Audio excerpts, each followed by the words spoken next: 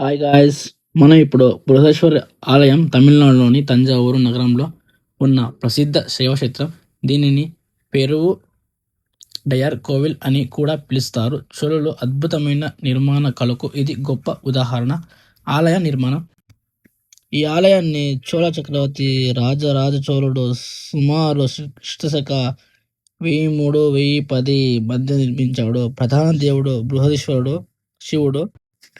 ఆలయ ప్రత్యేకతలు: ఆలయం విమానం సుమారు 60 మీటర్లకు పైగా ఎత్తు ఉంటుంది. ఆలయంలో భారీ నంది విగ్రహం ఉంది. ఆలయ గోడలపై చోళుల కాలం నాటి శాసనాలు కనిపిస్తాయి. ఆలయం నిర్మాణంలో గ్రానైట్ రాళ్లను విస్తృతంగా ఉపయోగించారు. శిల్పాలు, చిత్రాలు, శాసనాలు చోళుల కళా వైభవానికి తెలియజేస్తాయి.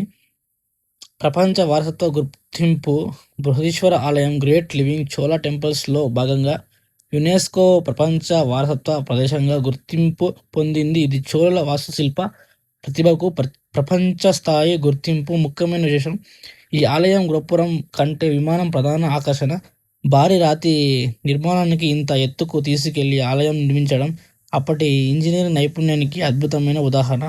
ఒక మాట చెప్పాలంటే తంజావూరు బృహదీశ్వర ఆలయం అంటే చోళుల భక్తి, శిల్పకళ, ఇంజనీరింగ్ ప్రతిభ కలిసిన అద్భుతమైన శివాలయం.